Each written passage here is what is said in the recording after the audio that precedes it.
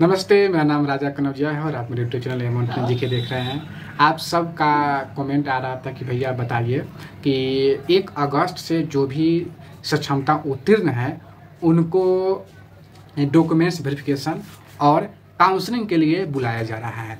तो काउंसलिंग कैसे होगा, क्या क्या डॉक्यूमेंट्स लगते हैं, यह बता दीजिए। आप सबको पता है कि TRE-1 में मेरा सिलेक्शन हुआ है और मैंने TRE-1, TRE-2 सक्षमता परीक्षा सब कुछ अपने आंखों से देखा है, समझा है।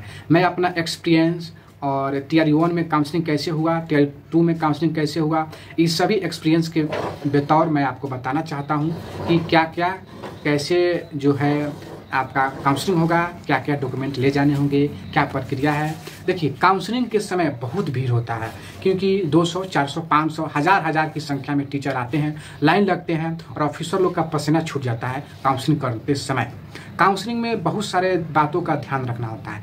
आपका जिस दिन स्लॉट है उसी दिन जाएं, ठीक है। अगर जिस दिन स्लॉट आपका नहीं है कि कोई काम नहीं है उस दिन नहीं जाए। लेकिन विशेष परिस्थिति में यह भी आपके पास ऑप्शन है, यह भी नियम है कि जिस दिन आपका स्लॉट बुक है, अगर उस दिन आप नहीं जा पाते हैं, कोई काम है या बीमार पड़ जाते हैं या कोई आवश्यकता बहुत ज़रूरी काम पड़ गया है तो आप नहीं जा रहे हैं, तो अगला दिन नहीं जाए। फिर आपको उसका 4 से 5 दिन के बाद लेटर जारी होता है, उस दिन जाए। छोटा फूटा जो भी लोग होता है उस दिन जाते हैं और उनका काउंसलिंग हो जाता है। ऐसा नहीं है कि एक बार छूट गए तो आपका काउंसलिंग नहीं होगा, ऐसा बात नहीं है। जब तक पूरी काउंसलिंग होती नहीं है तब तक नोटिस आते रहता है। 2 बार, 3 बार, 4 बार तक नोटिस आया है कि चौथी बार तक जो भी काउंसलिंग नहीं कराएंगे वो अगला बार उनको नहीं कराया जाएगा। लेकिन ऐसा बात नहीं होता है। एक बार में भी यही लिखा रहता है नोटिस में, दूसरी बार भी यही लिखा रहता है, तीसरी बार में यही लिखा रहता है। तो आप निश्चिंत से आराम से काउंसलिंग कराएंगे, भीड़ भाड़ नहीं करेंगे।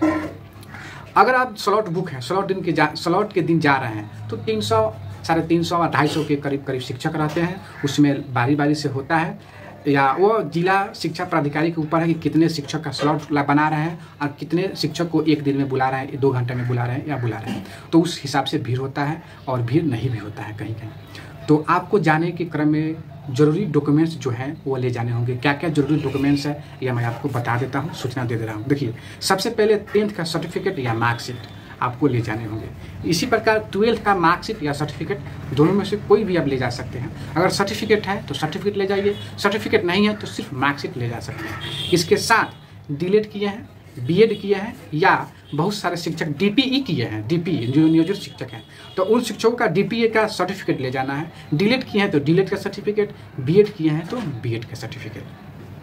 अगर सर्टिफिकेट नहीं है तो सिर्फ मार्कशीट भी ले जा सकते हैं। ग्रेजुएशन किए हुए हैं, ऑनर्स है या जनरल है, ग्रेजुएशन है, BA किए हैं तो उसका सर्टिफिकेट या मार्कशीट आप सर्टिफिकेट है तो मार्कशीट नहीं ले जाइएगा, सर्टिफिकेट ले जाइएगा। सर्टिफिकेट नहीं है तो ही मार्कशीट ले जाइएगा, लेकिन सर्टिफिकेट तो आपको ले जाना ही होगा क्योंकि आपका बहुत दिन हो गया BA किए हुए, तो सर्टिफिकेट ज़्यादा वैल्यूएबल डॉक्यूमेंट्स हो जाएंगे। PG किए हैं, 10+2 के जो भी शिक्षक हैं वो PG हैं तो PG का सर्टिफिकेट ले जाएंगे।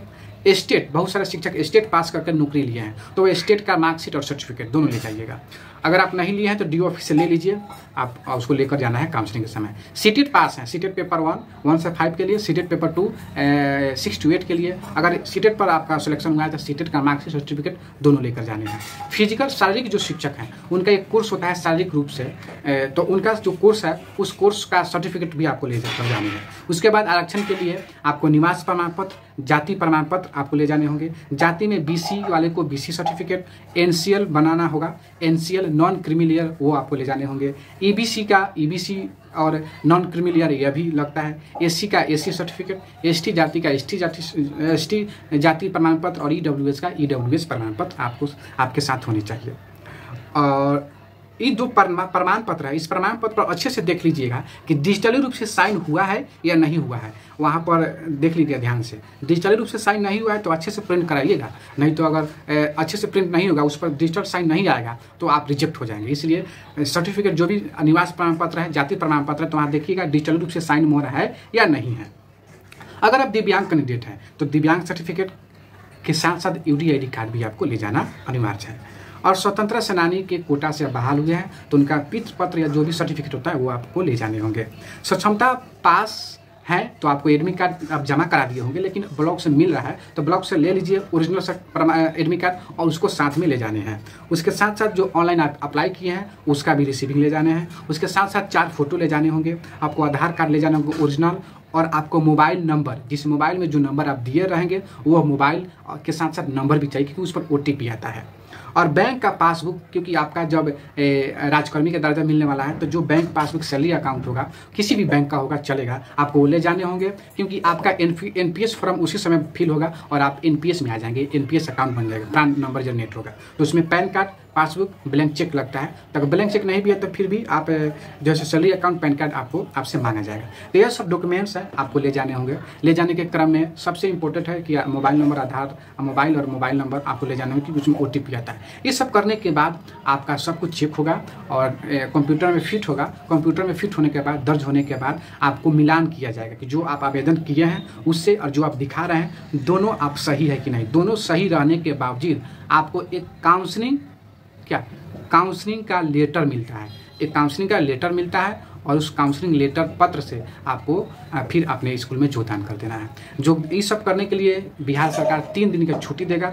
3 दिन में कभी भी आप जाकर काउंसलिंग करा सकते हैं। वो छुट्टी आपका जो है सो पैसा नहीं कटेगा। आप वहाँ डायरी में, अटेंडेंस बुक में लिख दीजिएगा काउंसलिंग हेतु कार्य, काउंसलिंग कार्य हेतु जाने के लिए जो भी है वहाँ लिख दीजिएगा, आपका पैसा नहीं कटेगा। यह नोटिस में मेंशन है। और शेड्यूल भी आप सब के जिले का अलग अलग शेड्यूल होगा, तो आप देख लीजिएगा, उस जिस शेड्यूल में आएगा उसी शेड्यूल में आप जाइएगा।